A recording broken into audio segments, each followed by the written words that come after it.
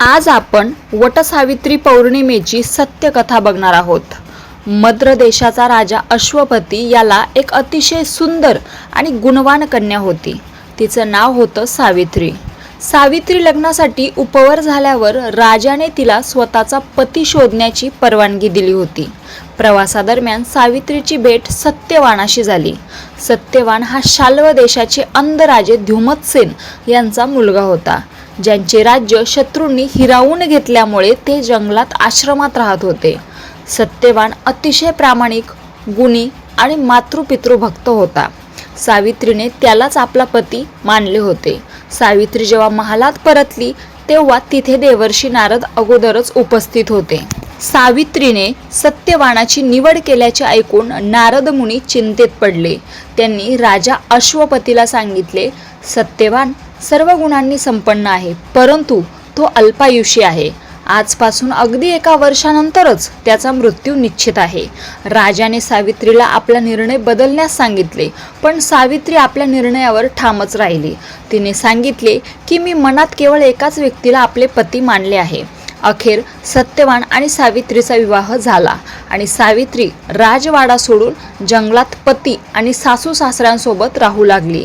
नारद मुनींनी सांगितलेला मृत्यूचा दिवस अगदी जवळच येत चालला होता। सत्यवानाच्या मृत्यूच्या 3 दिवस आधी सावित्रीने कडक उपवास म्हणजे त्रिरात्र व्रत सुरू केला।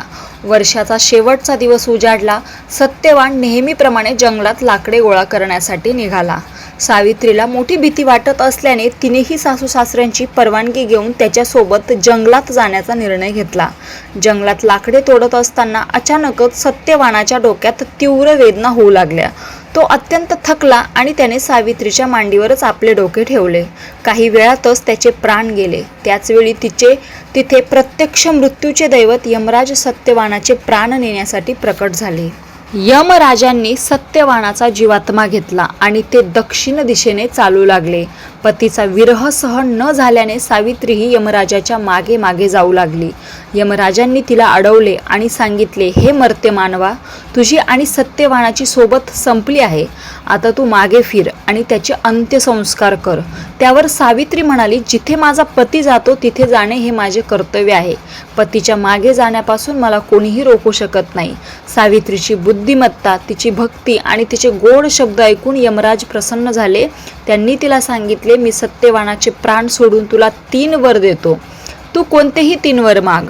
तर सावित्रीने मागितलेला पहिला वर असा की सावित्रीने मागितले की तिच्या अंध सासू सासऱ्यांना त्यांचे डोळे म्हणजेच दृष्टी परत मिळावेत आणि त्यांचे गमावलेले राज्य त्यांना पुन्हा मिळावे। यमराजांनी लगेच तथास्तु म्हटले। दुसरा वर सावित्रीने मागितले की तिच्या वडिलांना म्हणजे राजे अश्वपती 100 पुत्र व्हावेत, जेणेकरून त्यांचा वंश पुढे चालेल। यमराजांनी हाही वर मान्य केला। तिसरा वर शेवटच्या वरात सावित्रीने अत्यंत चतुरपणे मागितले, मला सत्यवानापासून 100 गुणवान पुत्र व्हावेत आणि माझे सौभाग्य अखंड राहावे। यमराजांनी विचार न करता घाईघाईत तथास्तु म्हटले। पण लागलीच त्यांच्या लक्षात आले की जर सत्यवानाचे प्राण ते सोबत घेऊन गेले तर सावित्रीला सत्यवानापासून पुत्र कसे होणार आणि जर तिने दुसरा विवाह केला नाही तर त्यांचा वर खोटा ठरेल। सावित्रीच्या या अचाट बुद्धीचा आणि पातिव्रत्याचा यमराजांना आदर वाटला। आपल्याच वचनात अडकल्यामुळे यमराजांनी हसतमुखाने सत्यवानाचे प्राण मुक्त केले आणि सावित्रीला अखंड सौभाग्याचा आशीर्वादही दिला। सावित्री तातडीने जंगलात वडाच्या झाडाखाली परतली, जिथे सत्यवानाचे पार्थिव शरीर पडले होते। तिने वडाच्या झाडाला प्रदक्षिणा घातली आणि काही वेळातच सत्यवान एखाद्या गाढ झोपेतून उठल्यासारखा जिवंत झाला। या कथेमध्ये सावित्रीने वडाच्या झाडाखाली बसून पतीचे प्राण परत मिळवले आणि तिचे सौभाग्य अक्षय राहिले। म्हणूनच आजही वटपौर्णिमेला सुवासिनी वडाच्या झाडाची पूजा करतात। अशाच धार्मिक व्हिडिओसाठी माझ्या ह्या चॅनलला नक्की सबस्क्राईब करा। रामकृष्ण हरी।